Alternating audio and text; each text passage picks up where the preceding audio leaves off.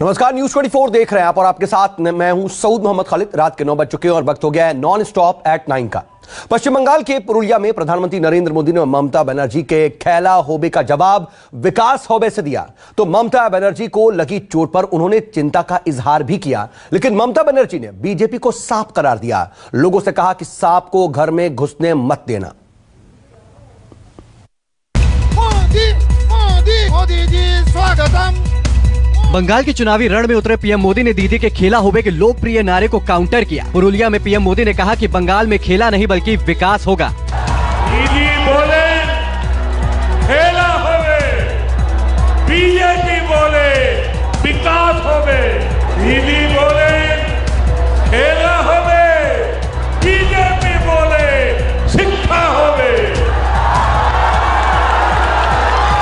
दीदी बोले खेला होबे, बीजेपी बोले महिलादेर उत्थान होबे। दीदी बोले खेला होबे, बीजेपी बोले যুব শক্তির সম্পূর্ণ विकास होबे। पीएम मोदी ने यहाँ दीदी की चोट पर चिंता जाहिर की और उनके जल्द ठीक होने की कामना भी की।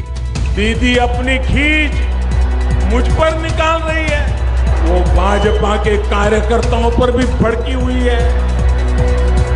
लेकिन हमारे लिए तो देश की करोड़ों बेटियों की तरह दीदी भी भारत की एक बेटी है, जिनका सम्मान हमारे संस्कारों में रचा बसा। और इसलिए जब दीदी को चोट लगी तो हमें भी चिंता हुई। मेरी भगवान से प्रार्थना है कि उनके पैरों की चोट जल्द से जल्द ठीक हो। इधर पश्चिमी मेदिनीपुर के एक रैली को संबोधित करते हुए ममता बनर्जी ने बीजेपी की तुलना सांप से कर दी। दीदी ने कहा कि सांप को अपने घर में घुसने मत दो। আমি কালকে একদিনের জন্য কলকাতায় ফিরেছিলাম, ফিরে আবার ড্রেসিং করতে হলো, প্লাস্টার করতে হলো। দেখলাম এখনো পুরোপুরি রক্ত জমাট হয়ে আছে, একদম পুরোটা পা নাড়ানো যাচ্ছে না। কিন্তু তা সত্ত্বেও আমি ছুটে আসছি একটাই কারণে, মাগো ঘরের দুয়ারে যদি সাপ লুকিয়ে থাকে, ঘরের দুয়ারে যদি বাঘ এসে হানা দেয়, তবে মনে রাখতে হবে সেই বাঘটাকে হানা দিতে দেওয়া যাবে না, সাপটাকেও ঘরে ঢুকতে দেওয়া যাবে না। এবং তাই ওদের বিরুদ্ধে আমাদের মনকে শক্তিশালী করে রাস্তায় নামতে হবে। ममता बनर्जी ने बीजेपी को वोट लूटने वाली पार्टी बताया तो लगे हाथ लोगों से ये भी वादा किया कि अगर एक बार फिर उनकी सरकार बनी तो लोगों को राशन के लिए दुकान जाने की जरूरत नहीं होगी, सरकार राशन की होम डिलीवरी करवाएगी। আগে আপনারা জানেন আমাদের সরকার অনেক কাজ করেছে, এখন বিনা পয়সায় রেশনও আপনারা পাচ্ছেন। বিনা পয়সায় রেশন আপনারা পাবেন আমাদের সরকার থাকলে। আর সাথে সাথে আমরা সিদ্ধান্ত নিয়েছি যে আমাদের ম্যানিফেস্টোয় বলা হয়েছে আগামী 2 মাস পর থেকে, নির্বাচন হয়ে যাওয়ার পর থেকে সবার বাড়ি বাড়ি রেশন পৌঁছে যাবে, কাউকে দোকানে যেতে হবে না। আমরা দুয়ারে সরকার, দুয়ারে রেশনের বাড়ি বাড়ি পৌঁছে দেবো। नंदीग्राम में ममता बनर्जी के चोटिल होने के बाद पश्चिम बंगाल में पीएम मोदी का ये पहला दौरा है। बीजेपी ने अपनी रणनीति में बदलाव किया ताकि ममता के विक्टिम कार्ड को कामयाब न होने दिया जाए, लेकिन बीजेपी को लेकर दीदी के रुख में जरा भी नरमी नहीं दिख रही। मनोज पांडे, कोलकाता, न्यूज 24। इधर पंजाब में कैप्टन अमरिंदर सिंह की अगुवाई वाली कांग्रेस सरकार के 4 साल पूरे हो गए हैं और इस मौके पर कैप्टन अमरिंदर ने मीडिया से बातचीत में अपनी उपलब्धियां गिनवाई, तो वहीं चुनौतियों से निपटने का संकल्प भी लिया। पंजाब सरकार के 4 साल का कार्यकाल पूरा हुआ और कैप्टन अमरिंदर ने नरोवा पंजाब का नारा दे दिया, यानी कैप्टन अब नया पंजाब बनाएंगे, ताजा पंजाब बनाएंगे। बचे हुए 1 साल में क्या क्या करेंगे ये तो बताया ही, ये भी बता दिया कि अब तक के 4 साल में क्या क्या किया, कोरोना काल में सूबे को कैसे संभाला। By the time COVID, we had done a shutdown. We had zero industry working. When the industry went down, there was no money. Industry is also picking up. Liquor has picked up, sand has picked up, everything has picked up. As and when I get more money, I will give it to the fund. Captain Amarinder ने एक बार फिर से केंद्र के तीनों कृषि कानूनों का विरोध किया और इसे खेती किसानी को तबाह करने वाला कानून करार दिया। Bring a new discussion with the farmers. किसानां नाल बैठो, उन्हां नाल गलबात करो, और नवा बिल लेके आओ। Why are you sitting on prestige ego and prestige, that is all. कानून खराब करी जाने उससे। नवजोत सिंह सिद्धू से मतभेद के साथ संगठन और सरकार में उनकी भूमिका को लेकर भी कैप्टन अमरिंदर ने खुलकर बात की। Everyone wants Navjot to be part of our team।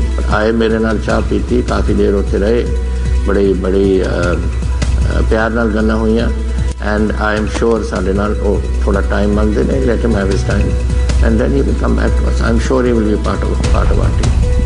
Captain Amarinder ने कहा कि अगर जनता ने उन्हें एक बार फिर से सरकार बनाने का मौका दिया तो पंजाब में विकास की गति और ज्यादा तेज होगी। विशाल अंग्रीश, चंडीगढ़, न्यूज़ 24। देश में एक बार फिर कोरोना के मामले बेकाबू हो रहे हैं और पिछले 24 घंटे में देश भर में कोरोना के 35,000 से ज्यादा केस आए हैं, जो कि इस साल एक दिन में सबसे ज्यादा मामले हैं। महाराष्ट्र में तो हालात आए दिन बद से बदतर होते दिखाई दे रहे हैं।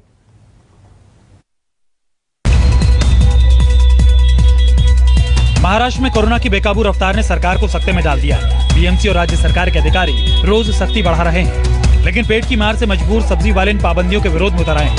भीड़ भाड़ वाले इलाकों से दुकानें हटाए जाने से नाराज ठेले वालों ने सड़क पर ही सब्जियां फेंक दी। रोजी रोटी ठप होने से आहत दुकानदारों ने सब्जी मार प्रदर्शन शुरू कर दिया।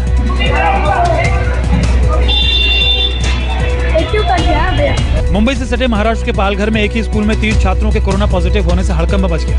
स्कूल का एक टीचर भी कोरोना पॉजिटिव पाया गया है, जिससे अभिभावकों में दहशत फैल गई है। प्रशासन ने शहर के नंडोरे आदिवासी आश्रम स्कूल को सील कर दिया है।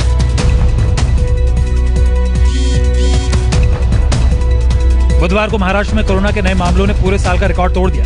एक दिन में 23,000 से ज्यादा केस आए, तो वहीं 24 लोगों की मौत हो गई। पिछले 24 घंटे की बात की जाए तो पूरे महाराष्ट्र में 84 लोगों की मौत हुई है, जबकि महाराष्ट्र में अगर पूरी बात की जाए तो 23,179 कोरोना संक्रमण के मामले सामने आए हैं। ये साल 2021 में सबसे चौंका देने वाला और बड़ा आंकड़ा अब सामने आया हुआ है। देश की आर्थिक राजधानी मुंबई में भी एक दिन में 2,377 नए केस आने से लोग सहमे हुए हैं। हालांकि प्रशासन ने अभी मुंबई में लॉकडाउन की घोषणा नहीं की है, लेकिन सख्ती लगातार बढ़ती जा रही है। जैसा उस टाइम लॉकडाउन में थोड़ा सा समझ के काम किया, धीमी पग से काम किया, वही अभी मुख्यमंत्री कर रहे हैं। डायरेक्ट ऐसा कुछ करते तो लोग बहुत ही परेशान हो जाएंगे। नागपुर और पुणे में कोरोना सबसे विकराल रूप में दिख रहा है, क्योंकि लोग अब भी लापरवाही बरत रहे हैं। लोग कोरोना गाइडलाइन का पालन नहीं कर रहे हैं। केंद्र सरकार ने चेतावनी देते हुए कहा है कि आने वाले दिनों में महाराष्ट्र में कोरोना के मामले बेकाबू हो सकते हैं। मध्य प्रदेश में कोरोना के बढ़ते मामलों को लेकर भोपाल और इंदौर में नाइट कर्फ्यू जारी है। हालांकि इसके बावजूद कुछ लोग बिना मास्क के ही सड़कों पर निकले जा रहे हैं, लेकिन पुलिस अब ऐसे लोगों पर सख्त हो गई। मध्य प्रदेश में लगातार बढ़ते कोरोना के ग्राफ के बीच अब सरकार की सख्ती भी यहाँ नजर आ रही है। राजधानी भोपाल की तस्वीरें दिखाते हैं। रात के वक्त नाइट कर्फ्यू है, तो दिन के वक्त यहाँ पर लगातार यहाँ पर चेकिंग की जा रही है। पुलिस यहाँ पर बैरिकेड लगा के चेक कर रही है। तस्वीरें देख सकते हैं, जो ड्राइवर हैं वो भी यहाँ पर मास्क नहीं पहने हैं और यहाँ पर पुलिस यहाँ पर देख सकते हैं तस्वीरों में कि जिन लोगों को यहाँ पर देखा जा रहा है, पीछे भी लगातार बसें जो आ रही हैं उनको भी चेक किया जा रहा है कि लोग यहाँ पर सोशल डिस्टेंसिंग का पालन कर रहे हैं कि नहीं कर रहे हैं, मास्क यहाँ पर पहने कि नहीं पहने हैं। पुलिस की टीम बसों में भी चेकिंग कर रही है। मास्क न पहनने वाले यात्रियों को फटकार लगा रही है। हम कोशिश निर्देश है, सार्वजनिक वाहन जो हैं जिनमें ज़्यादा लोग होते हैं, तो हम लोग सभी को समझाइश दे रहे हैं, इवन वाहन चालकों को, कंडक्टर्स को भी मास्क लगवाएं। लोग पहला प्रयास ये होगा कि लोगों को जागरूक करें और कि इस तरीके की कार्रवाई करें, अन्यथा हम चालानी कार्रवाई करेंगे। पंजाब में कोरोना के बढ़ते मामलों के कारण स्कूलों में ताले लग गए हैं, तो कई शहरों में नाइट कर्फ्यू भी जारी है। सीएम कैप्टन अमरिंदर सिंह ने इशारा दिया है कि अगर हालात ऐसे ही रहे तो सख्ती और बढ़ सकती है। बेनती है कि प्लीज जड़ों थोनों कोई गल इत्थे महसूस होंदी है कि मैं ठीक नहीं आज मेरी go to your doctor, get your covid test. ਅਸੀਂ 30,000 टेस्ट डेली करते to prevent it happening. I will take action. Delhi में कोरोना के बढ़ते मामलों को लेकर सरकार सतर्क हो गई है। मुख्यमंत्री केजरीवाल ने आने वाले दिनों में टीकाकरण में तेजी लाने की बात कही है। पिछले 3 दिन में थोड़ी बढ़ोतरी ज़्यादा देखने को मिली है और कल 500 से ज़्यादा केसेस देखने को मिले। बढ़ोतरी है लेकिन मामूली है, ज़्यादा घबराने की बात नहीं है। बारीकी से पूरी स्थिति पे नज़र रखे हुए हैं। जो भी करने की ज़रूरत है हम वो सारे कदम उठा रहे हैं। मुख्यमंत्री अरविंद केजरीवाल ने कहा है कि अगर परमिशन मिली तो 3 महीने में दिल्ली के हर शख्स को टीका लगवा दिया जाएगा। मुंबई से विनोद जगदाले, इंद्रजीत सिंह और दीपक दुबे, चंडीगढ़ से विशाल अंग्रीश और दिल्ली से वरुण सिन्हा के साथ विपिन श्रीवास्तव, भोपाल, न्यूज़ 24।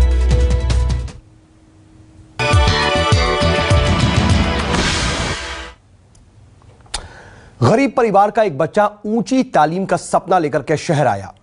आई.कॉम की डिग्री ली, बी.कॉम भी पूरा हो गया, लेकिन एम.कॉम में ऐसा पेच फंसा कि उसके सारे सपने अधूरे हो गए और उसके सामने अंधेरा सा छा गया।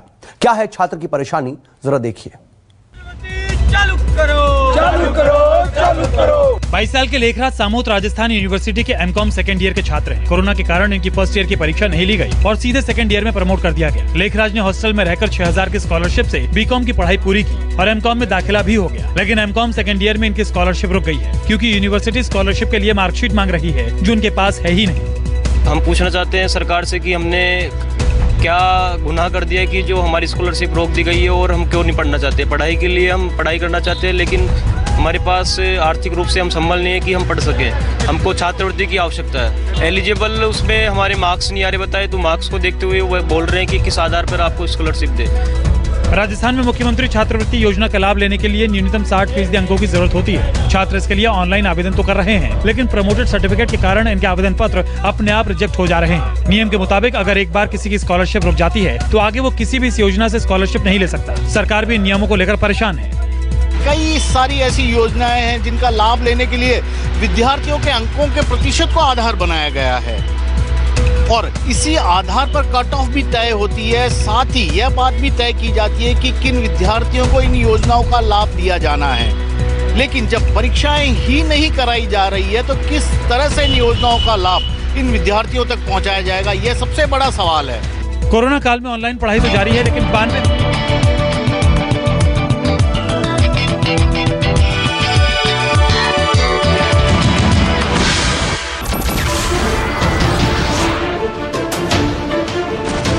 नमस्कार, मैं हूं मानक गुप्ता। अगर आपको हमारा ये वीडियो पसंद आया हो तो इसे लाइक और शेयर जरूर करें और हां, हमें सब्सक्राइब और फॉलो करना ना भूलें ताकि आप देश और दुनिया की कोई खबर मिस ना करें।